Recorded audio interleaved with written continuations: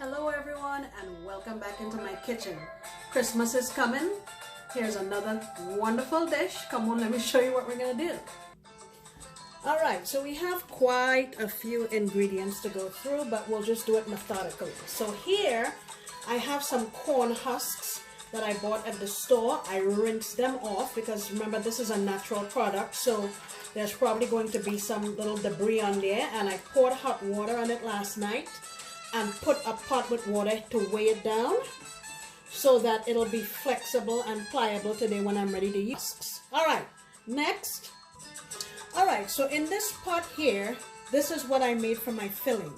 So in here I have 3.5 pounds of country style pork ribs. Usual form, I washed this meat with lime and water, rinsed it off, and then I use a half of a big onion and 7 cloves of garlic. I blended it up and I mixed it together with my also I mixed in blended up 2 Cuban oregano leaves, mixed it together and put it in here.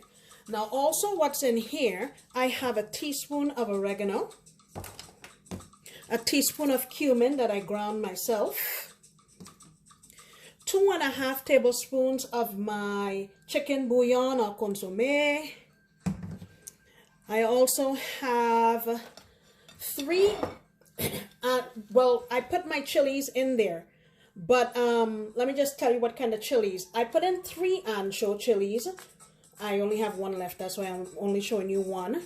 3 pasilla, and 3 of the New Mexico ones. I also put in there 2 bay leaves, 4 cloves, oops, I dropped it, 4 cloves, and also I went in there with a teaspoon of black pepper, and I put in my powdered achiote, 1 teaspoon, and I also put in some smoked paprika, 1 tablespoon.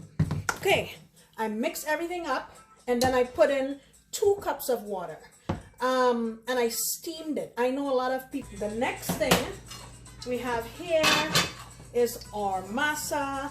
In here I have 6 cups of masa, and the one that I use is this MaSeCa. And to that I'm going to add, I actually added 1.5 tablespoons of baking powder, 1 teaspoon of sugar. I know that's unconventional, but I find that it balances off the flavors.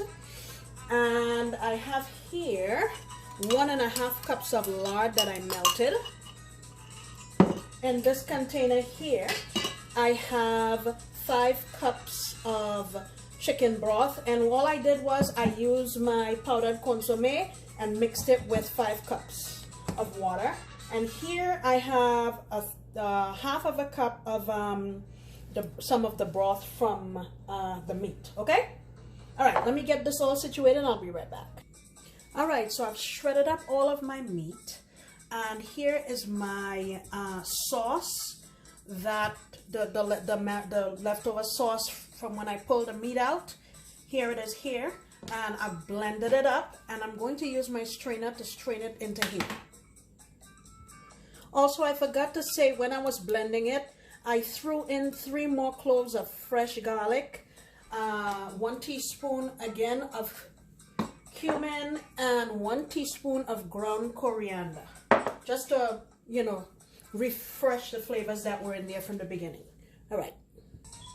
Okay, so here is my stuff all mixed together and ready for use.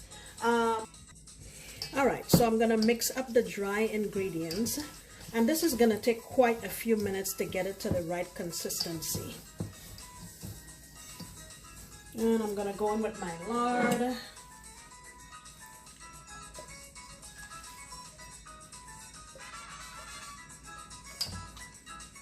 All right, I wanna make sure I get this distributed all through my masa.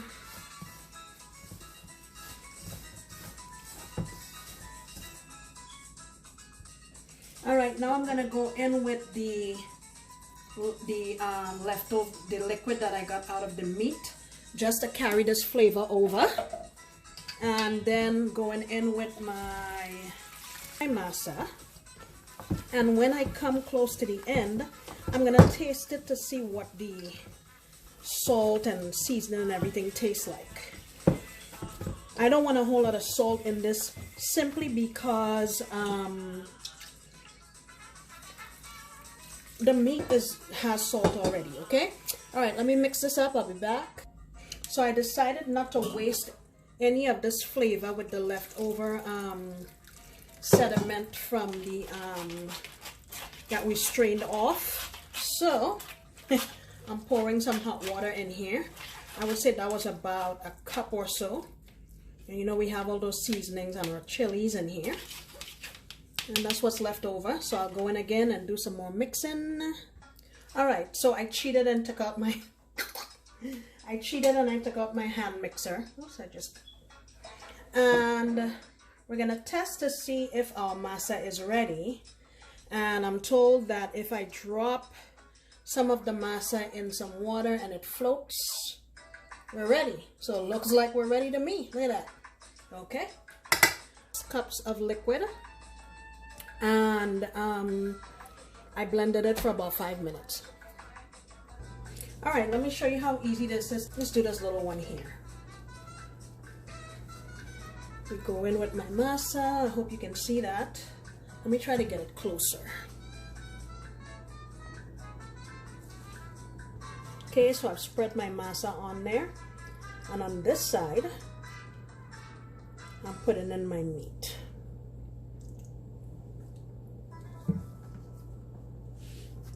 And then I want to roll it so the whole tamale is encased. All of the meat is encased in the masa, and then I go like that and bend it up. Easy peasy.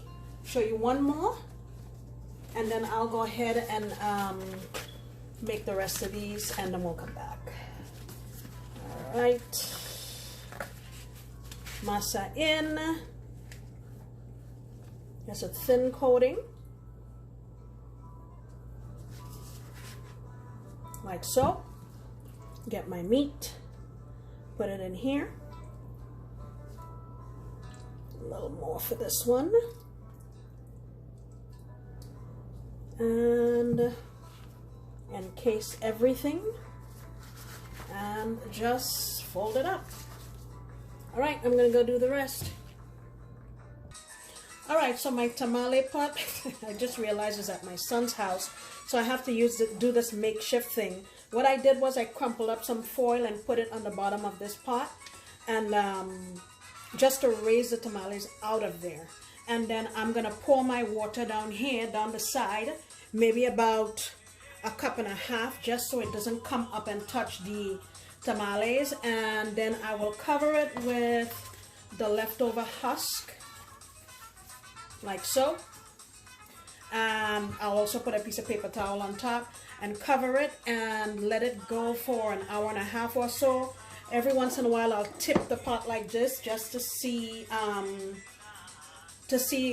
make sure I'm not running out of water, and then I'll just keep adding, okay? And I'll be back. All right, so it's been an hour and a half, and our tamales should be done. Let me get all of these husks off.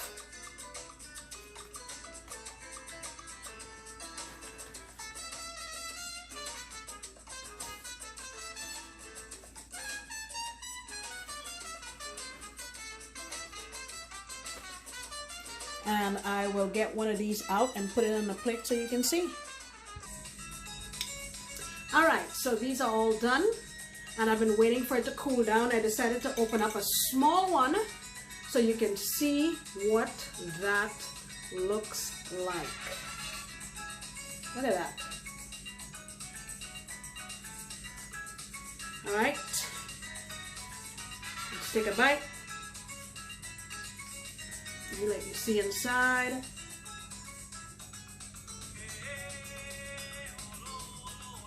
Look at that.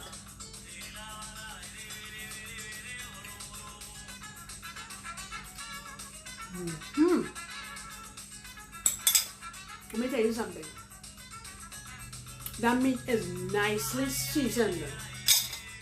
The masa is delicious, just enough ratio between the masa and the meat. Oh wow, this is fantastic.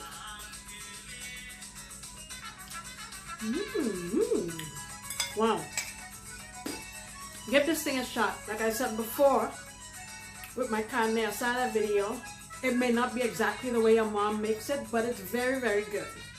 Thank you so much for coming back into my kitchen. I sincerely appreciate your time and your support, and I look forward to you coming back next time when I'll be making another delicious recipe.